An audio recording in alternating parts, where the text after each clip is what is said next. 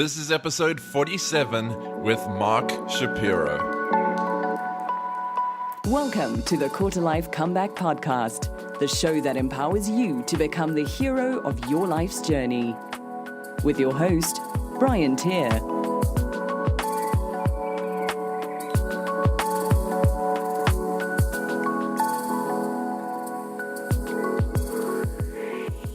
Hey guys and girls, welcome back to another episode of the Quarter Life Comeback Podcast. Episode 47 today, and I'm really excited to be speaking to none other than Mark Shapiro.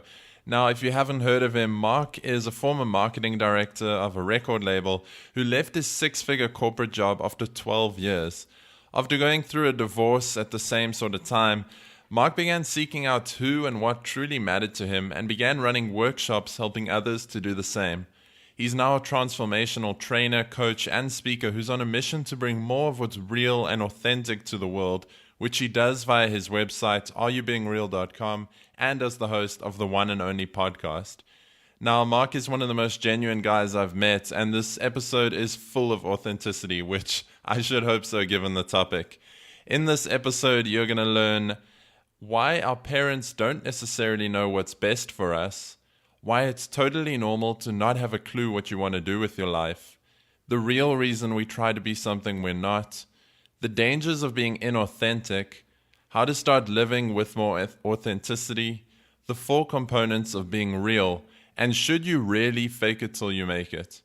As always, you can get the links and resources we mentioned in this episode at briantier.com/047. But for now, let's go hang out with Mark. Welcome back, everyone, and a big welcome to today's guest. I'm honored to be speaking to Mark Shapiro. Mark, welcome to the Quarter Life Comeback. Thank you so much, Brian. Good to be here, man. Yeah, as I said, it's an honor to have you on. I first came across you via one of my sort of online role models in the online space and podcasting, Lewis Howes. And we've been interacting via social media a little bit, kind of on Instagram. And we're going to speak about a really important topic today, I think. And yeah, I'm keen to get your word on it too. So sure, for people who don't know who you are and what you're all about, why don't you tell us a bit about that and specifically your quarter life story? Absolutely. Happy to, Brian. First and foremost, I never thought in a million years that I would have a podcast about authenticity or I would be having the conversation about what it means to be real with people. So I think that's the first thing that I'll throw out there. But it was kind of my quarter life comeback that set me down this path and ultimately led me to what I'm doing here today, which is taking a stand for being real with ourselves and others. Mm-hmm. Yeah. So could you dive into what your sort of quarter life comeback looked like? Sure, be happy to. Right out of college, I went to college from 18 to 21 in Atlanta, Georgia, in the United States at Emory University. And right out of college, I thought I needed to get a job, just like pretty much everybody else was doing. And I started working at Showtime Networks, which was a TV channel here in the United States. Has shows like Dexter and Weeds. It's a sexy TV channel. And so as a 21-year-old, I was really excited to cut my teeth and have a good job. And I think I got paid about $50,000 right out of college. So it was a pretty good job. And that was a decent rate back in 2004 when I graduated from college. And I stayed at Showtime Networks for a dozen years. And while I continued to grow and rise up the ranks there, I realized that I wanted to do more, that I was capable of more, and that if I continued to stay on this corporate path in corporate America, I probably would never accomplish what I ultimately wanted to accomplish. Mm-hmm. Yeah. So that was kind of how it started brewing. Yeah, and I think that is such a common thing for people listening, even though, they might not be 12 years into their career. I know certainly for me, it's what I was going through in my corporate job, which was only 2 years into it. But I felt like, there's that common analogy or sort of example where people say, like, take a look at your boss. And if that's where you want to be going, then cool. But if not, like, what are you doing? And he wasn't where I want to be one day. And so, yeah, then the same thing here. I decided to get out of it and and that kind of kickstarted everything that I'm doing today. Wow, Brian, mad props to you for 2 years in having the courage to look at other opportunities and to realize that you have such a beautiful ability to serve others. That's really amazing. It took me, a dozen years to come to that conclusion. Yeah, I suppose you could kind of go either way with it. You could say, like, if you're early on, it's easy because you don't have the big paycheck to walk away from. But yeah, if you're in the beginning, you're like, well, what the hell am I going to do? Sure. So you obviously run the website Are You Being Real? And we'll link up to that and everything else we mentioned today in the show notes. And I won't ask you that obvious question, but certainly in the past, were you always being real? Definitely not. Definitely not. And it stems back to my childhood. And I was a middle child. So shout out to all the middle children out there that are listening to the show. And my older brother was amazing, and he was my role model. And he was kind of a performer type, and he'd always kind of jump in front of me. And in a way, I became more expressive as a result of my brother, but at the same time, I hid behind him and I just followed his lead. So that was the first time when I kind of learned I should really replicate somebody else. And then going to school and elementary school and middle school and high school, all I wanted to do is fit in and be liked and have a strong social standing. And I did what I perceived I needed to do in order to have that social standing, in order to be liked. And I know a lot of people out there can relate to that. And I didn't learn the lesson until I was 30 that people actually just want me to be me, and they want the truth. And I'm just so grateful to have learned that valuable lesson that our job is to be ourselves. And when we have the courage to look within to see what's true for us, whether it's in any given situation, a social situation, or in the lives that we choose to lead, that's not only what people want, but it's most fulfilling when we have the courage to honor our own truths. So it really is a no-brainer. And like I said, I learned this lesson when I was 30, and I wish I would have learned this lesson when I was 10, 12, or even 20 or 25. So that's what I'm here to do, is to support and educate other people and encourage people to harness and harvest that voice inside. Mm-hmm. Yeah, and I'd love to get into the sort of nitty-gritty of that a bit later on. But would you say that need to be liked and recognized by other people was part of the reason why you took your corporate job in the beginning? Definitely. And I thought that was the only path. Mm-hmm. Yeah. My parents definitely have always been encouraging and loving. I'm super grateful. My parents are awesome. And at the same time, it's our parents' jobs to want us to be safe, right? Mm-hmm. Yeah. They want us to have good, lucrative careers and potentially have families of our own.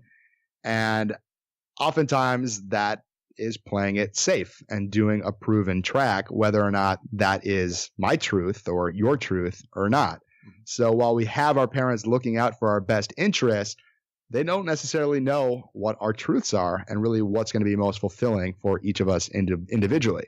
Mm-hmm. So that's the challenge, listening to parents and kind of taking what you feel like is going to actually serve you in terms of what they're saying or their guidance, but at the same time, staying true to your truth.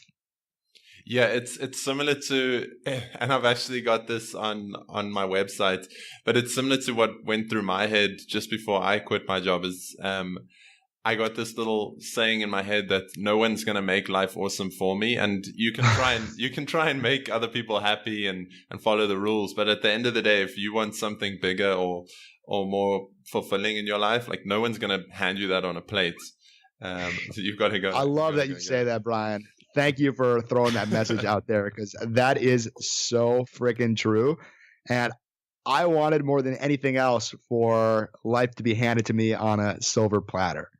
Mm-hmm. And I always have had high ambitions for myself, and I thought things would just unfold right in front of me. But the reality is, when you're not actually doing anything, when you're not putting yourself out there, when you're not trying something different, most of the time, nothing's going to change. So right on in terms of going out there, being proactive and making it happen. Mm-hmm. So I'm interested to hear then, I'm assuming you were 30 then when you decided to change careers, get out of the corporate job. Mm-hmm. What did that process look like of getting out, and where did the authenticity stuff come in? Sure. So I had kind of an earth-shattering moment in my life. I had been in an 11-year relationship. We had been married for 4 years. I thought we were going to be together forever. I mean, we were married. We made that commitment to each other. And 11 years in, that relationship came to an end, much to my surprise. Now, there was trouble in paradise the last few years, but like I said, the story that I was telling myself is that we were going to be together forever through thick and thin. And I thought one day she'd just kind of have a revelation that she was ready to have a family. Ultimately, her revelation is she needed to go off on her own journey. And while I was very, very resistant to that at the time, that was really the catalyst for me to start practicing authenticity and to take a look at myself and the life that I was living and to check in as to whether this is really the life that I wanted to lead. And about 6 months after that divorce, I took a emotional intelligence workshop, and that's actually where I met Lewis Howes, who you cited earlier. And in that workshop, I got in touch with my truth. And actually, I got called out by a number of people that when I'd get up in front of a room full of people and share, that I'd be so guarded because I wanted to look good and say what I needed to say in order to be perceived well, that I was coming across to other people as inauthentic. And that was a huge surprise to me, Brian, at the time, because I've always been a very open person. Like, I get vulnerable. Sometimes I'm too vulnerable and I overshare. But in that moment, I was so scripted in terms of what I was going to say. And because I'm someone that wears my heart on my sleeve, people can see it light as day when I'm being phony or when I'm being fake or when I'm being inauthentic. So when people actually had the courage to tell me that's how I was showing up to them, I got to look in the mirror and be like, is that really who I am? Is that who I want to be? Is that how I want to be perceived? And the obvious answer is no, hell no, absolutely not.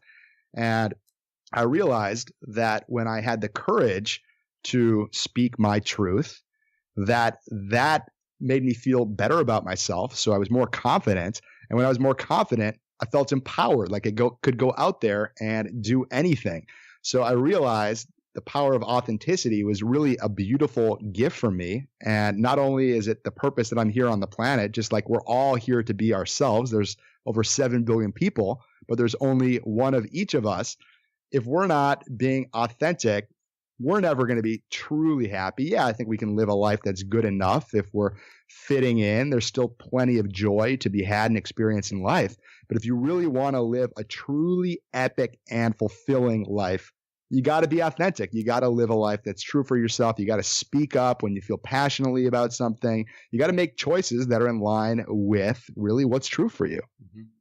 Yeah, I appreciate you sharing that. And so did that, did the divorce and the workshop on all that stuff, did that happen before you quit the corporate side, the side of things, or was that afterwards? It did. Yeah. Good question. That was before. And I actually stayed at Showtime Networks for another 2 years after I took that first workshop. Mm-hmm. I was like a little baby at that point when I learned about emotional intelligence and taking responsibility for your life, and when you're having a bad day, to support other people. These things are basic human concepts that aren't taught in schools. And so those were a huge, huge game changer for me, Brian. And I grew so much as a result of taking these emotional intelligence workshops and owning my own voice that I continued to do them. And I ended up doing a 6-month facilitation program where I learned how to create and facilitate my own transformational workshops. And at that time, I had zero desire to be a transformational trainer. I had zero desire to launch a podcast. Like I said earlier, I never thought in a million years I'd be doing what I'm currently doing. But I did this particular workshop, and the final exam was to facilitate and create a workshop on whatever you want. And Lewis Howes actually told me that I should do a workshop on authenticity.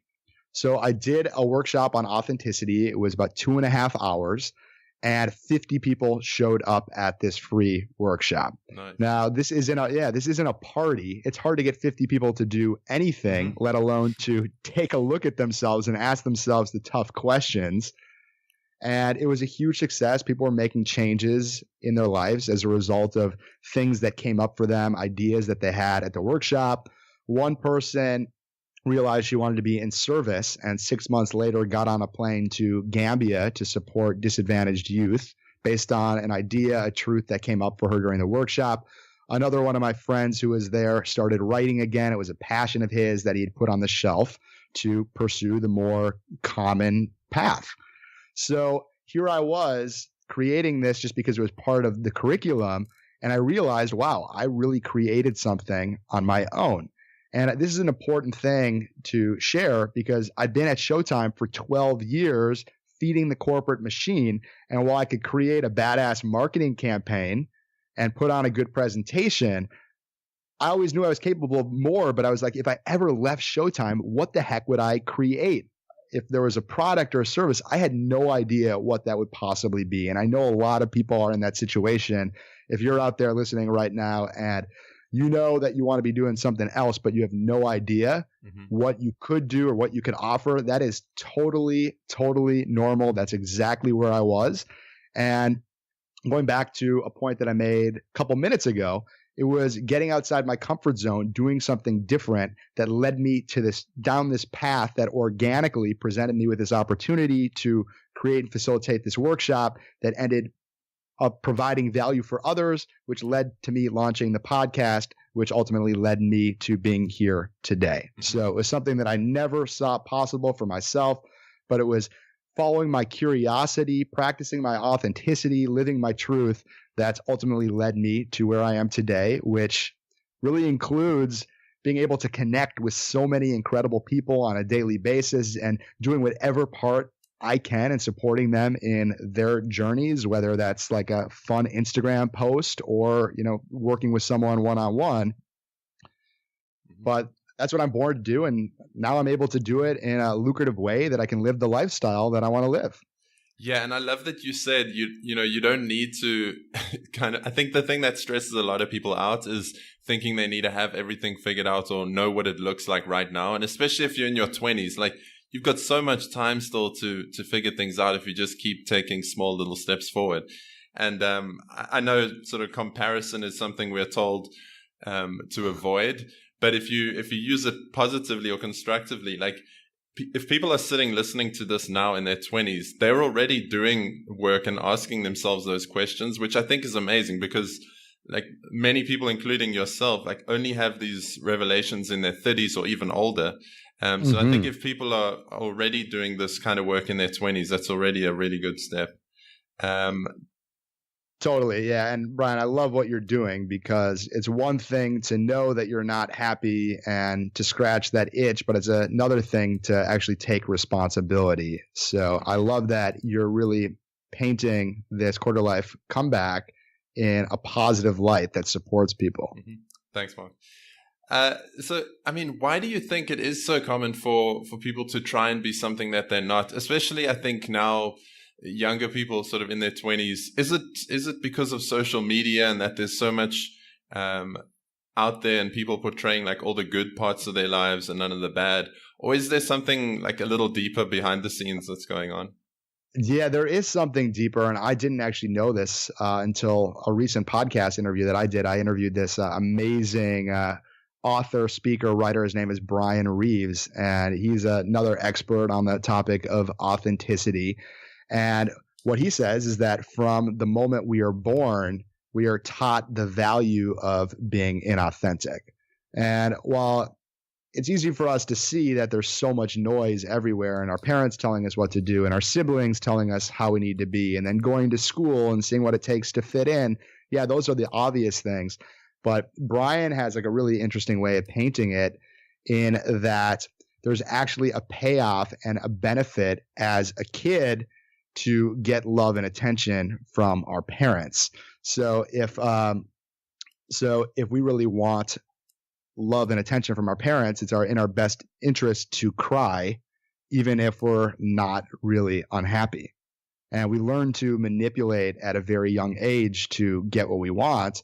And oftentimes that requires and entails us to be acting out of authenticity or like not in authenticity. in order to get what we want. So that's the deep answer, is that this is really something that's ingrained in us at a very, very, very young age, to hold back and to not be our true, authentic selves. Yeah, and what do people listening to this need to know about, in terms of like the big risk of continuing on that inauthentic path? What are the big risks here? There's so many. I mean, the first and foremost is, if you want to be truly, truly fulfilled and happy on the deepest level, you got to honor yourself. And so, like I said before, it is leading a life you want to lead. So having your life look the way that you want it to, whether that's in your professional career or living the lifestyle that feels true and authentic to you, as well as having the courage on a moment-to-moment basis to speak up and share how you really feel.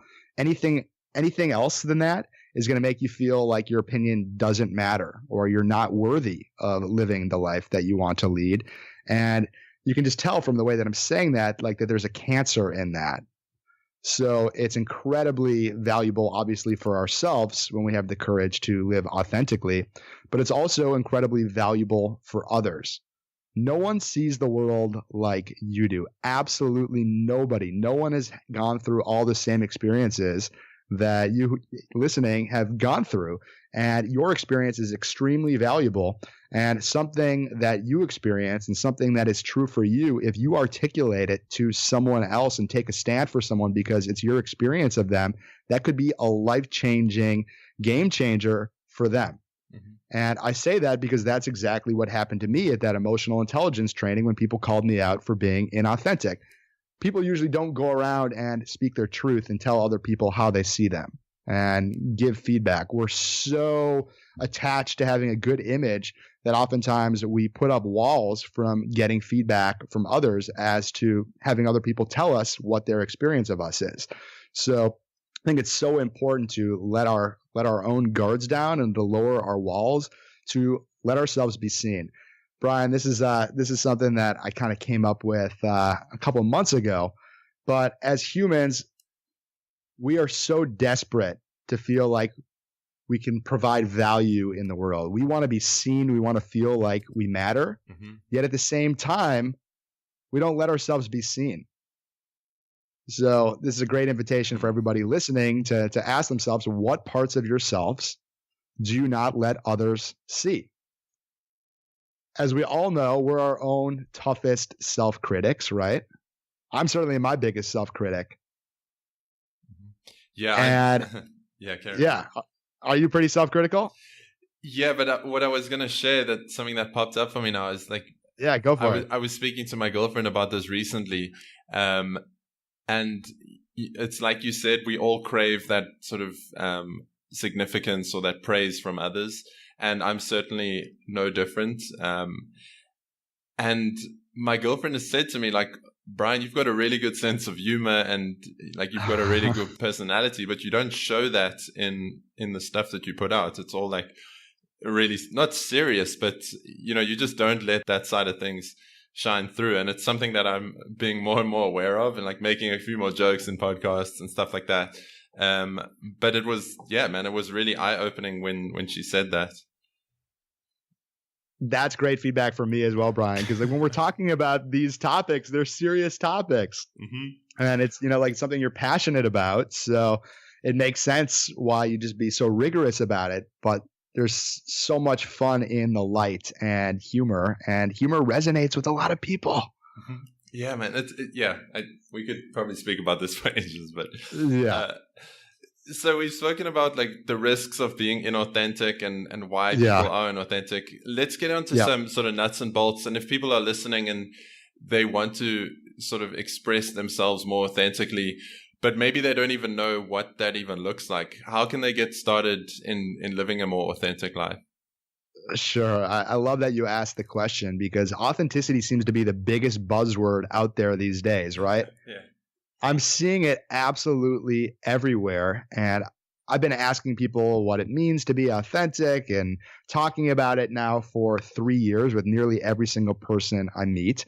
And most people agree, yeah, it's important to be authentic. And there's some people out there that say, oh, I'm always authentic, and it sometimes gets me in trouble.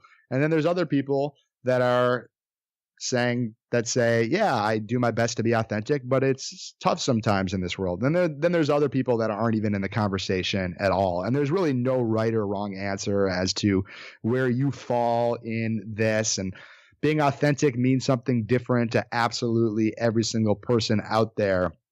But the reason why I mention this, Brian, is because it's one thing to talk about what it means to be authentic, and it's another thing to actually be authentic, which oftentimes requires vulnerability. So, for example, in your case, you left your job as an engineer to become a life coach and to pursue your truth, and you took a big risk, and that required vulnerability. Or let's say being authentic in relationship. If you have a truth that you want to express with someone that you're dating, or someone you're married to, or even to one of your parents, and it's something that is like really uncomfortable for you. And I'll give you an example. I felt like I wasn't being supported by my older brother, who I alluded to earlier, who was my biggest role model from the moment that I was born. And my brother loves me and supports me, but he really hasn't done anything to support me professionally. And I'm pouring my heart into the podcast and areyoubeingreel.com. And just last week, I sat down with him because I had started resenting him because I didn't feel like he was supporting me in the way that I wanted to be supported. So I sat down with him and I just flat out told him how much he means to me, how I've always looked up to him, and how much I'm hurting because he's not supporting me in the way that I want to be perceived. And so I just straight up went there with him. And that was really vulnerable for me because I had no idea the way that he was going to respond to that. And I think I teed it up in a way that made him feel really valued, but it also gave me the opportunity to express something that I was terrified to share with him. So to me, that is what being authentic is. It's really putting yourself out there without being attached to the way it looks or the way that other people are going to perceive you, but really having the courage to stand in whatever is true and in alignment for you. Yeah, I'm glad you answered that, because I was going to ask you what is your definition of authenticity then, but you kind of answered that already. Yeah, no, and let me expand on that, Brian, because I'd like to go a level deeper on that. So there's a great TED Talk by this guy named Julian Baggini. And what he says is that being real or being authentic is a factor of 4 different things. That it's our beliefs, it's our desires, it's our feelings, and it's our memories. And all those things make up who we are. And because we're always having experiences in life, we are having multiple different feelings, obviously on a daily basis. We have additional memories that we add to the bank. Our desires change on an ongoing basis, right? Mm-hmm. So you put all this together, we are moving and growing constantly. So what's authentic for someone in one moment might not be authentic in another moment, and that's totally okay. And the other piece is that we get to choose who we want to be, which is really super exciting. So whenever someone tells me, oh, I'm always this way, and that's why I'll never get what I want, I'm like, BS. Yeah, it might be a little bit tougher for you to break that pattern, whether you're shy and you want to be more outgoing. Yeah, that's going to be something that's maybe more challenging. But if you want something bad enough, just go out there and do it. No one said it's going to be easy. No one said that someone who is extremely introverted is going to be an extrovert 5 hours later by just speaking up. But if you practice it consistently over time, it's like a muscle. And that goes with anything. Like I can speak to that with having my podcast, for example. When I started it, I was not nearly as effective as I feel like I am today. Dude. And it's just like taking it one step at a time, right? Yes. I was actually speaking about this on an interview I recorded yesterday. And how so many people want to be somewhere, but they see people who've been doing it for a few years and they're like, oh, well, I'm not as good as them. But everyone starts out at sort of level 1. So yeah, I know if Totally, if I listen back to my first episode, it's embarrassing, but I wouldn't be at episode 40, wherever we are when this goes live, maybe 50 something, if that first one hadn't gone live. So yeah. Yeah, absolutely. And in the context of just straight up authenticity, when I first started speaking my truth to other people, and what I personally find it's most challenging for me to be authentic when it's in the form of direct relationship with someone else. So telling somebody else how I feel about them, that is the most challenging thing for me, and for most people that I work with, that's the most challenging thing, because it seems like there's such a high cost, because if you say something the wrong way, or if you say something that somebody else doesn't want to hear, you could put that relationship in jeopardy, right? Mm-hmm. And for example, if like I'm putting myself out there professionally and I'm trying something different, the only person that really has anything to lose is me, versus if I'm in relationship, there's somebody else really involved. So I find that that's the most challenging for most people. And when I started speaking my truth and telling other people how I felt about them, now that could be positive feedback and love, or that could be constructive criticism. It was incredibly challenging for me, and I felt so uncomfortable even articulating that at all. But having those conversations, practicing it over and over and over and over and over and over again, I've naturally gotten much stronger in being able to articulate my truth. So I encourage everybody out there, if there's something that you've been feeling that's been lingering for a long time about the way you feel about somebody else, to first tell yourself that's okay. And then to also tell yourself every moment is a new moment, and that you have the ability to choose who you want to be in any given moment. And if that means telling somebody else how you feel about them, that's going to make you feel better. If that's going to empower you, frickin' go for it. Cool. So would you say that's kind of like step one then on a path of more authenticity? Yeah, I mean, getting in touch with what's true for you is obviously the biggest part. Okay. And meditation is a really valuable way of getting in touch with one's truth and kind of quieting all the noise. I mean, there is so much noise out there. Mm-hmm. And that, like, in order to really get true with what's in alignment for you and what's really genuine and authentic, it first like starts with recognizing what the noise is and like what you're being spoon-fed. I mean, the media, advertising, all the people in our lives, they're constantly planting seeds as to what we should think or the decisions that we should make. So it's really important to be able to, A, see that, and then B, to really check in with ourselves and be like, okay, I get that this is the stuff that's being pushed in my face, but this is actually what's true and is going to be most fulfilling for me. Yeah, I love that you mentioned meditation, because it's something that I'm a big fan of too. And actually, earlier today, I was folding a little origami bear, and that to me felt like meditation. But it's something that unfortunately I think is still portrayed as a little woo-woo. So what does your meditation practice look like? Yeah. Well, first, I think it's important to note that I never thought, as well, like having a podcast, that I could ever meditate. Yeah. I am someone that is very heady. I'm constantly analyzing things and making up stories and hypothetical situations and assumptions and all that stuff. And I know that it's one of the four agreements never to make assumptions about how other people think, because that's just making up a story, and that's totally subjective versus being fact and objective. And so I never thought I could meditate. And about 2-3 years ago, I started practicing it. Guided meditations are definitely a great baby step into the world of meditation. I also really recommend going to a sound bath. That probably also sounds like the most crazy thing if you've never meditated or been to a sound bath, but it's just people playing chimes and gongs for, whether it's 10 minutes, 15 minutes, 30 minutes. And it's just a really easy way to get out of your head, to get lost in the sound, and to let go of whatever you're trying to control. Cool. And whatever is getting in the way of what's actually really lying there living in your heart. Cool. So it's like anything else. It's a practice. Mm-hmm. Now, when we were speaking about authenticity earlier, you mentioned like the example of an introvert becoming more extroverted, it made me think of the whole "fake it till you make it" or "fake it till you become it" sort of slogan. Where does that fit into authenticity? It's funny. I had this conversation with someone a few weeks ago, and I'm not a fan of faking anything. So what I would say is if you are in a new... I should hope not, with a website called Are You Being Real? Yeah.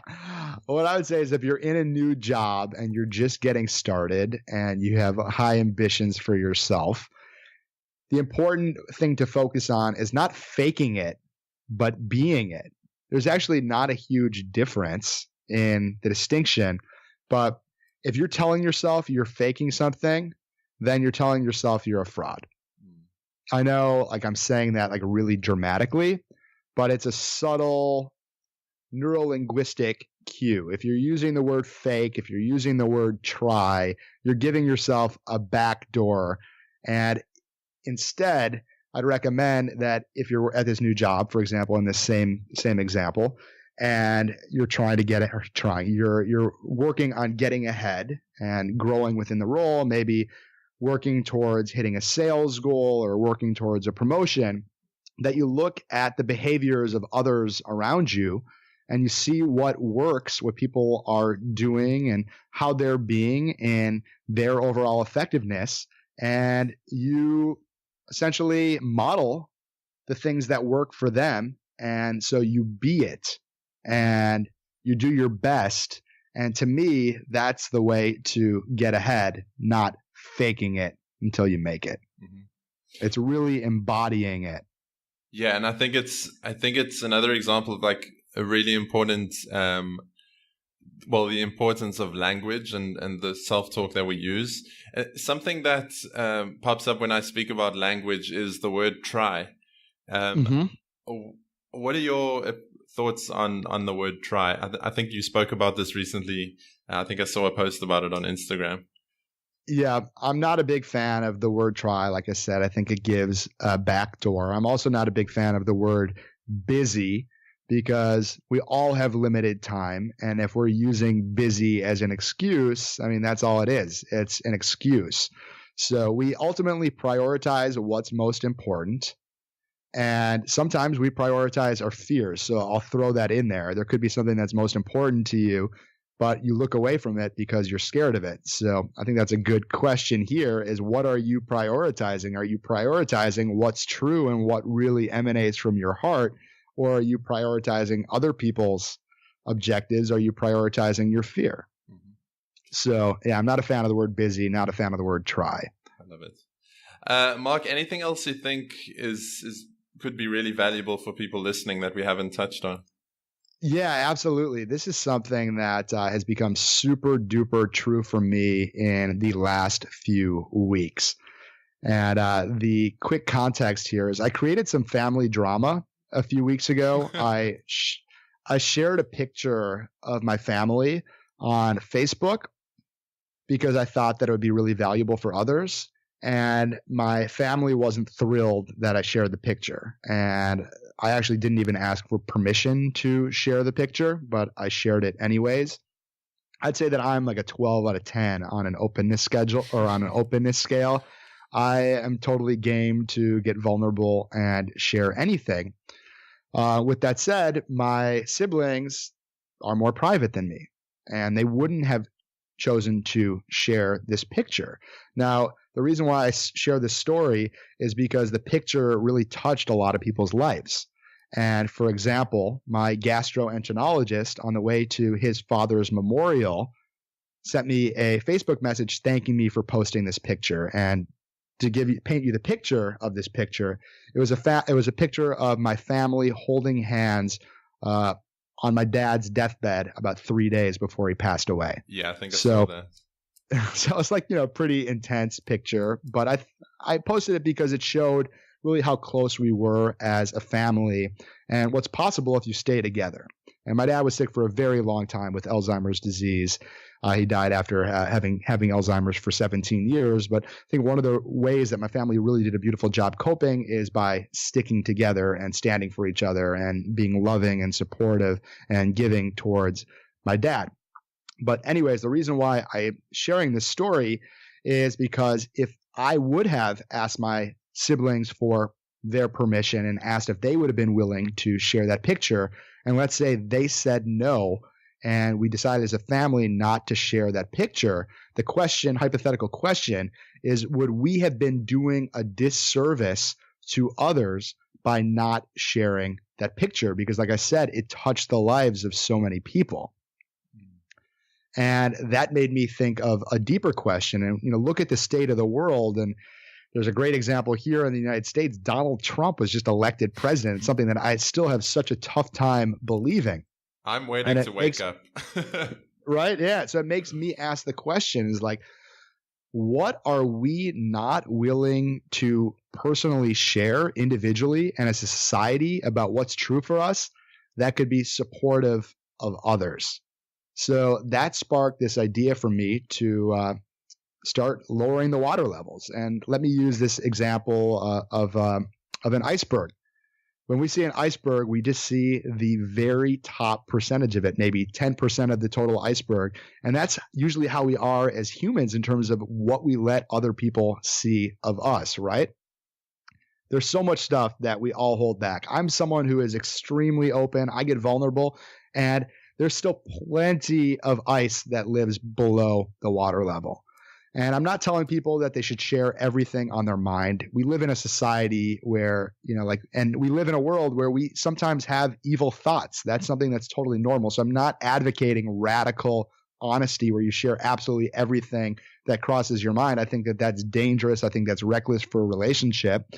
But in terms of sharing something that really is more of prolonged truth that we have, that if we lower these water levels, shared a little bit more about our truths, that would connect us in a greater way. And for example, Brian, if I knew more of your truth, if I knew more of your story, if I knew more of your challenges, I'd be able to better support you, right? Mm-hmm.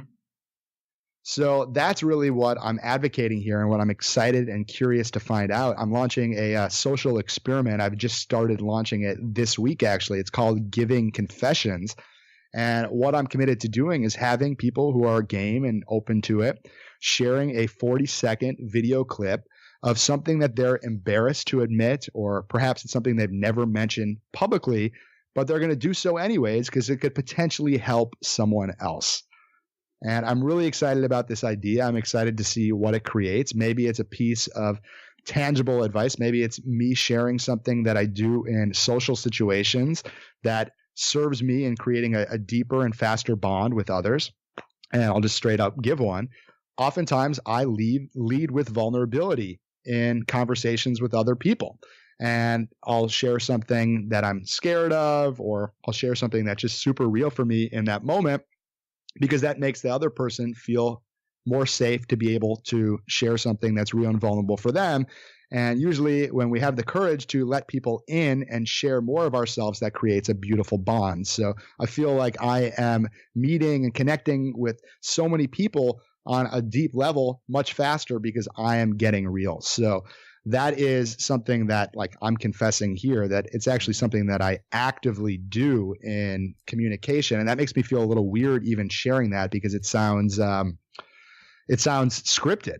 It sounds inauthentic in a way, that's something that I go to, but at the same time, that is something that really supports my relationships. Mm-hmm. So maybe that'll support you. And then, there's all sorts of, other types of vulnerability. Like I have acne that I pick at. I pick at my beard hair. It's like really weird. And like, I feel like embarrassed to be admitting that, but there's so many of us that have things that we're ashamed of, that we're scared to share, but that so many other people in the world are experiencing. Mm-hmm. And I'm excited about this social experiment because something that might be vulnerable for you, actually, like, that could be something, or maybe it's something that's not that vulnerable for you. Let me restate that. Something that's not that vulnerable for you, but something you just don't really share.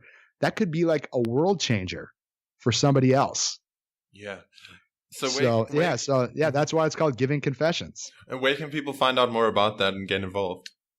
Yeah, so on my Instagram, at Are You Being Real, is a place where I've started posting those.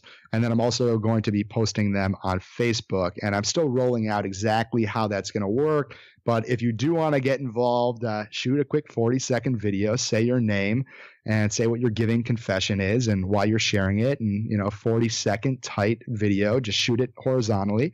And you can email me at givingconfessions@areyoubeingrreal.com. So I know it's kind of a mouthful. Giving confessions at areyoubeingrreal.com, and we'll put it out there, and send me your Instagram handle and a picture so we can properly accredit it to you.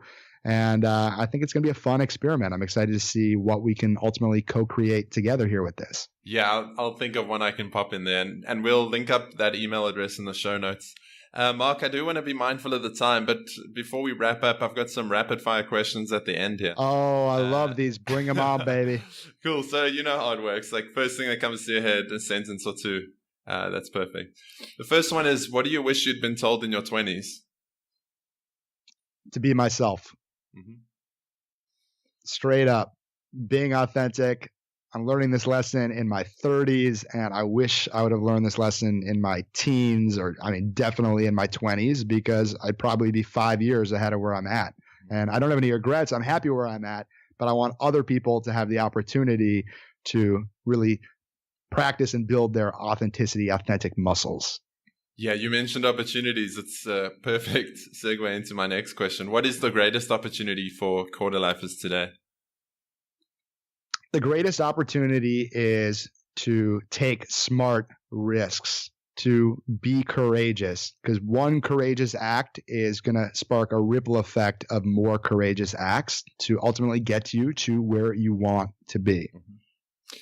Cool. This next one is a bit of a sort of meta question. What would I need to ask you for this to be the most powerful thing for people in their 20s to hear?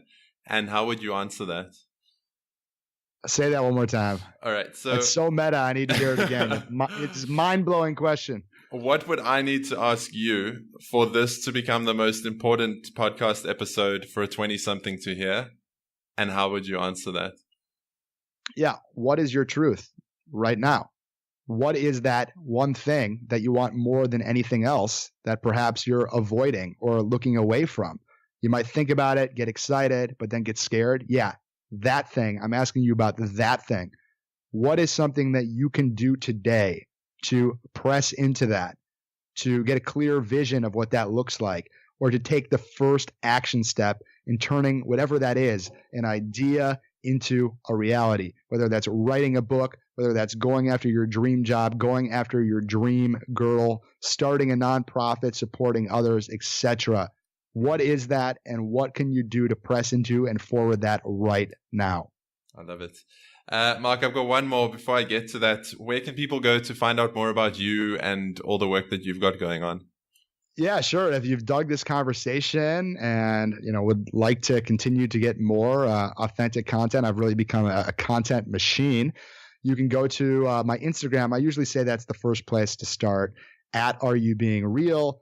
Definitely go to areyoubeingrreal.com if you want more. I've got a great daily inspiration email series called Winning Inspiration. It's free, no reason not to check it out.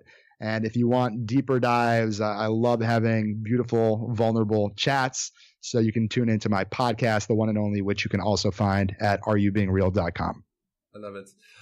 Mark, before I get to the final question, I want to take a second to acknowledge you for coming on today and sharing your wisdom on authenticity. But I think even deeper than that, just recognizing in your 30s already that you weren't on a path that felt true to you, and making a change. I think for a lot of people, it would have been a lot easier just to carry on that path until they're retired or whatever it may be.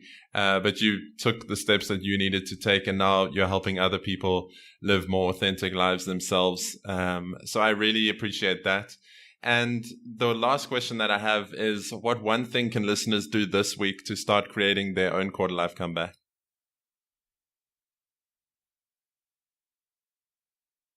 Whatever you were just thinking right now during the silence, that's it. I I love it. That was fun. I had no idea what I was going to say, and that came to me.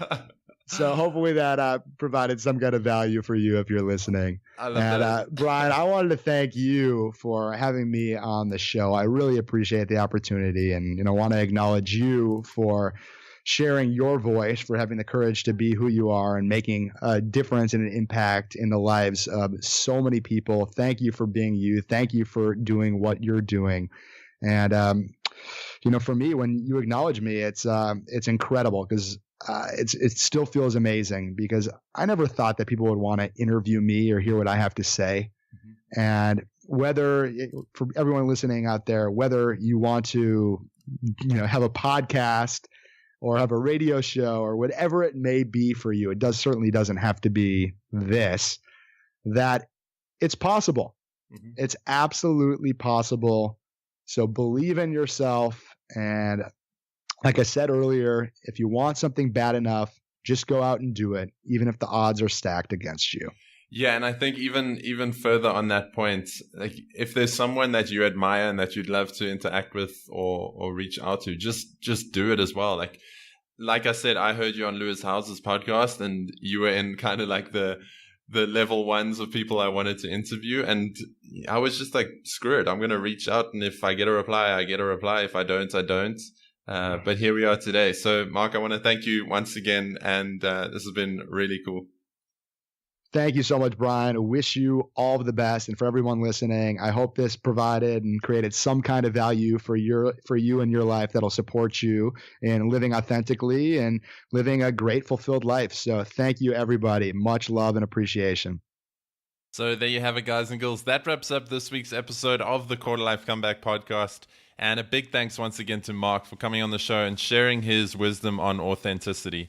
If you like this one, please share it around with your friends and shoot me a tweet at Brian Tier to let me know your biggest takeaways. As always, you can get the links and resources we mentioned in this episode at briantier.com/047. And until next week, keep creating your quarter life comeback. Thanks for listening to the Quarter Life Comeback. Get started today by visiting briantier.com.